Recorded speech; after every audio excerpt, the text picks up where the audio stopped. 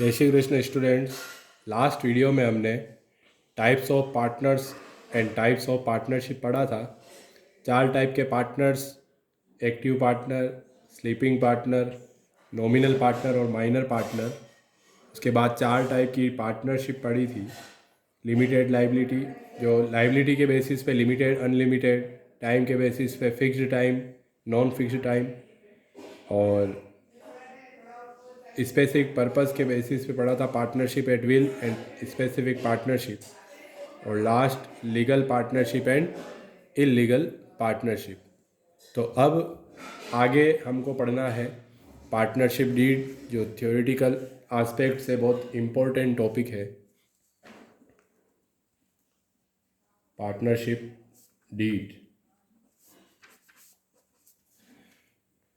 Partnership deed में जब हमने पार्टनरशिप की कैरेक्टरिस्टिक्स पढ़ी थी तो वहाँ कैरेक्टरिस्टिक्स में सेकंड कैरेक्टरिस्टिक्स ये थी एग्रीमेंट, कि पार्टनरशिप के लिए एग्रीमेंट होना एसेंशियल होता है, कि अगर 2 और मोर पर्सन है तो उनके बीच में समझौता होना ज़रूरी है। वो जो एग्रीमेंट हमने वहाँ पढ़ा था, कैरेक्टरिस्टिक्स को जब एक्सप्लेन किया था तो वहाँ था कि एग्रीमेंट ओरल और रिटन किसी भी फॉर्म में हो सकता है। अगर वो चाहे तो मौखिक समझौता भी कर सकते हैं, और चाहे तो वो रिटन एग्रीमेंट भी कर सकते हैं। तो वहाँ कहा जाता है कि अगर फ्यूचर में आपको डिस्प्यूट से बचना है और किसी प्रॉब्लम को जल्दी सॉल्व करना है तो ये प्रीफर किया जाता है कि पहले से ही जो एग्रीमेंट है वो रिटन एग्रीमेंट बना लिया जाए। तो पार्टनर्स के बीच में जो रिटन एग्रीमेंट किया जाता है उसे पार्टनरशिप डीड कहा जाता है। तो पार्टनरशिप डीड क्या होगा? Written agreement among the partners, written agreement among the partners is called partnership deed। तो जैसे बिजनेस स्टडीज़ में तुमने आर्टिकल ऑफ एसोसिएशन, और जिसे एओए कहते हैं, मेमोरेंडम ऑफ एसोसिएशन, वो कंपनी से रिलेवेंट पढ़े थे। तो आर्टिकल ऑफ एसोसिएशन जो कंपनी के नियम जिसमें लिखे जाते हैं वो आर्टिकल ऑफ एसोसिएशन होता है, और ये भी आर्टिकल होता है, लेकिन ये आर्टिकल ऑफ फर्म इसे कहा जाता है, क्योंकि पार्टनरशिप फर्म को एसोसिएशन नहीं कहा जाता है। तो यहाँ आर्टिकल ऑफ फर्म। तो पार्टनरशिप डीड का एक और जो नाम होगा वो होगा आर्टिकल ऑफ फर्म, और इसे कहते हैं पार्टनरशिप डीड। तो written agreement among the partners, partners के बीच में जो लिखित समझौता होता है उसे पार्टनरशिप डीड कहा जाता है। तो यहाँ फिर आगे जब वो फर्स्ट क्वेश्चन तो एग्ज़ाम में यही बनाता है कि what do you mean by partnership deed, और अगर पार्टनरशिप डीड वर्ड यूज़ नहीं करे तो what do you mean by article of firm. तो उसका जो आंसर हमें लिखना है, written agreement among the partners is called partnership deed, और आर्टिकल ऑफ पार्टनरशिप फर्म या आर्टिकल ऑफ फर्म। उसके बाद अगर वो क्वेश्चन पूछेगा तो ये पूछ सकते हैं कि क्या कंटेंट्स इसमें इंक्लूड किए जाते हैं, कि पार्टनरशिप डीड में कौन कौन सी बातें लिखी जाती है। तो क्या क्या पार्टनरशिप डीड में लिखा जाएगा? तो अगर हम प्रैक्टिकली भी सोचें, जब 2 और मोर पर्सन्स जो साथ में मिलकर पार्टनर्स बिजनेस करना चाहते हैं, तो जब वो लिखित समझौता करेंगे, रिटर्न एग्रीमेंट बनाएंगे, तो उसमें क्या क्या चीज़ें लिखेंगे। तो प्रैक्टिकली भी सोचे तो 3 और 4 आंसर हमको मिल ही जाते हैं। तो छोटा क्वेश्चन ही थ्योरी का आता है। तो फर्स्ट जो बात रिटर्न एग्रीमेंट में लिखी जाती है वो सबसे पहले तो क्या फर्म का नाम होगा और क्या उसका एड्रेस होगा, वो सबसे पहले लिखा जाता है। Name and address of firm, ये फर्स्ट चीज़ इसमें लिखी जाती है।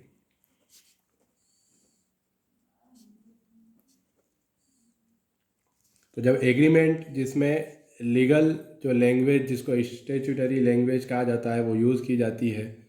तो अगर हम और भी कोई समझौता करते हैं, जैसे मकान का भी किसी को किराए देते, तो वहाँ पर जिस तरीके से लैंग्वेज यूज़ की जाती है कि ये जो मकान है ये इस जगह पर स्थित है, तो लोकेशन वहाँ पर बताई जाती है। तो पार्टनरशिप फर्म की भी क्या लोकेशन है, क्या नाम है, वो कहाँ पर है, उसका एड्रेस प्रॉपर वो सबसे पहले लिखा जाता है कि हम ये जो फर्म है जैसे ABC और D, वो मारुति ट्रेडर्स नाम से बिजनेस कर रहे हैं, तो मारुति ट्रेडर्स का नाम सबसे पहले एग्रीमेंट में लिखा जाएगा, उसका एड्रेस कि ये फर्म जो कि यहाँ पर लोकेटेड है। फिर सेकंड नंबर पर लिखा जाता है कि कौन कौन से पर्सन्स, कौन कौन उसमें पार्टनर्स हैं, तो name and address of partners. तो सेकंड जो बात उसमें लिखी जाती है कि कौन कौन पार्टनर्स हैं, ये एग्रीमेंट में लिखना इसलिए ज़रूरी है ताकि मान लो फ्यूचर में कोई पार्टनर मिसकंडक्टिंग करता है, दुर्व्यवहार करता है, तो कभी फ्यूचर में जाकर कोई केस होता है तो वहाँ पर हर एक पार्टनर की डिटेल, तो नेम एंड एड्रेस के लिए उनके ID कार्ड्स और ये सब वहाँ पर अटैच किए जाते हैं पार्टनरशिप डीड के साथ कि ये पर्सन पार्टनर्स हैं, ये यहाँ पर रहते हैं, ये इनका ID प्रूफ है, ये सब वहाँ पर शो किया जाता है। फिर इसके बाद आगे की बात, जैसे किस पार्टनर ने कितनी कैपिटल कंट्रीब्यूट की है, तो थर्ड पॉइंट हम कह सकते हैं कैपिटल कंट्रीब्यूशन ऑफ पार्टनर्स। किस पार्टनर ने कितनी कैपिटल लगाई ये पहले से ही पार्टनरशिप डीड में वहाँ मेंशन कर दी जाती है ताकि बाद में जाकर कोई इस बात पर भी डिस्प्यूट नहीं हो कि कोई कहे कि मैंने ज़्यादा पैसे लगाए थे, कोई कहे कि नहीं मैंने ज़्यादा लगाए थे। तो जो कैपिटल कंट्रीब्यूशन उन्होंने पार्टनर्स ने किया है वो भी पहले से ही पार्टनरशिप डीड में मेंशन किया जाता है। इसके बाद प्रॉफिट शेयरिंग रेशो अगर वो इक्वली बांटते हैं तो बिना रिटर्न एग्रीमेंट में लिखे भी चल जाता है, लेकिन अगर उनको प्रॉफिट शेयरिंग रेशो अलग अलग रखना है, उन्होंने ये डिसाइड किया कि कोई एक पर्टिकुलर पार्टनर उसको ज़्यादा प्रॉफिट मिलेगा, किसी पार्टनर को कम प्रॉफिट मिलेगा, तो जो भी उनका रेशो होगा वो प्रॉफिट शेयरिंग रेशो भी पहले से ही पार्टनरशिप डीड में मेंशन किया जाएगा। तो fourth point profit sharing ratio, partners का प्रॉफिट शेयरिंग रेशियो क्या होगा। तो इस तरीके से जो जो बातें होती है उसके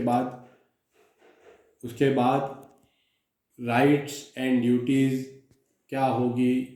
हर एक पार्टनर्स के राइट्स होते हैं कि किसी भी पार्टनर्स को जब वो बुक्स ऑफ अकाउंट्स देखना चाहे तो उसको मना नहीं किया जा सकता। हर पार्टनर को राइट होता है कि वो बुक्स ऑफ अकाउंट्स देखे।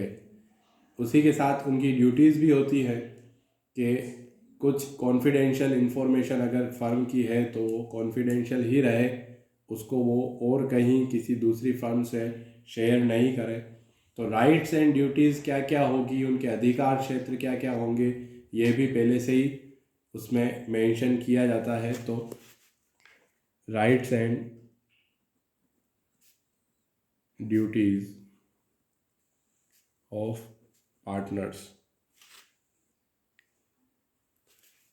Rights and duties of partners mention करने के बाद फिर जो हमने टाइप्स ऑफ पार्टनर्स पढ़े थे उसमें एक्टिव पार्टनर और स्लीपिंग पार्टनर जो अलग अलग टाइप है।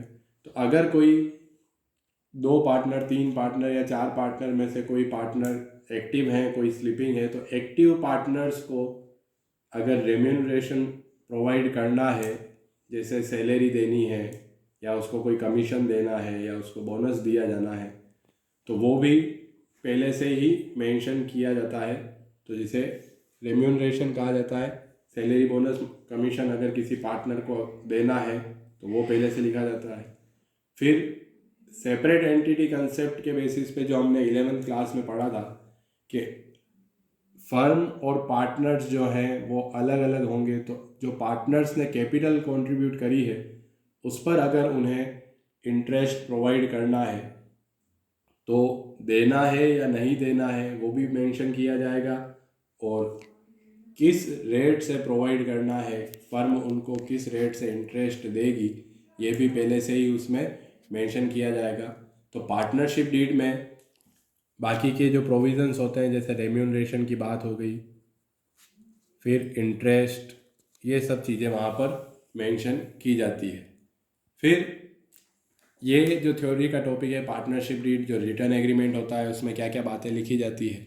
फिर आगे जो इम्पोर्टेंट थ्योरी का क्वेश्चन बनता है वो ये बनता है कि मान लो अगर पार्टनर्स के बीच में रिटर्न एग्रीमेंट नहीं है और उसके बाद उनमें कोई डिस्प्यूट हो जाता है तो क्या रूल्स एंड रेगुलेशन अप्लाई होंगे। तो वहाँ पर फिर पार्टनरशिप एक्ट 1932 जो मैंने बताया कि जो एक्ट पार्टनरशिप फर्म को कंट्रोल करता है, गवर्न करता है, तो उसके रूल्स एंड रेगुलेशन अप्लाई होंगे। तो 4 रूल बने हुए हैं। अगर कोई पार्टनर, अगर उनके बीच में एग्रीमेंट नहीं था तो क्या क्या रूल्स एप्लीकेबल होंगे।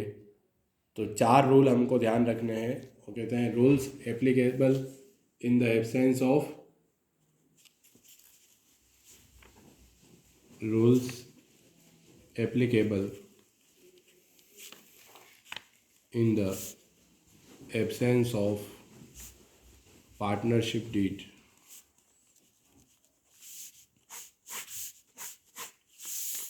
बहुत बार 4 नंबर का प्रैक्टिकल क्वेश्चन नहीं पूछ के पूरा पार्टनरशिप डीड की जो थ्योरी है, क्या क्या बातें उसमें लिखी जाती है और एब्सेंस में क्या क्या रूल अप्लाई होते हैं, तो ये सब बहुत बार थ्योरी का ही 4 नंबर का क्वेश्चन इस चैप्टर से पूछ लिया जाता है। तो फर्स्ट रूल जो है, अगर पार्टनर्स ने रिटर्न एग्रीमेंट नहीं किया और उनके बीच में कोई डिस्प्यूट होता है तो फर्स्ट जो रूल अप्लाई होता है, अगर कोई पार्टनर ज़्यादा प्रॉफिट मांगता है तो वहाँ पर तो 3 नेगेटिव हमको आंसर इसमें ध्यान रखने हैं कि किसी को भी ज़्यादा प्रॉफिट नहीं दिया जाएगा, प्रॉफिट और loss will be shared equally among the partners. तो फर्स्ट रूल ये होता है, वहाँ पर इंडियन पार्टनरशिप एक्ट ये कहता है कि किसी भी पार्टनर को ज़्यादा, किसी को कम प्रॉफिट नहीं दिया जाएगा, सबको प्रॉफिट इक्वली डिवाइड किया जाता है। तो प्रॉफिट और loss will be distributed equally, ये फर्स्ट रूल अप्लाई होता है। तो कहता है अगर आपको कम या ज़्यादा प्रॉफिट रखना था तो आपको पहले से ही एग्रीमेंट करना था, आपने एग्रीमेंट नहीं किया तो अब सभी पार्टनर्स को इक्वल प्रॉफिट और लॉस डिस्ट्रीब्यूट किया जाएगा। उसके बाद सेकंड, अगर कोई एक्टिव पार्टनर है और वो रेम्यूनरेशन, सैलरी, बोनस या कमीशन मांगता है कि मैंने बिजनेस की एक्टिविटी में पार्ट लिया था, मुझे इसके लिए रेम्यूनरेशन पे करना चाहिए, तो उसे रेम्यूनरेशन नहीं दिया जाएगा। तो ये भी नेगेटिव कि no remuneration will be provided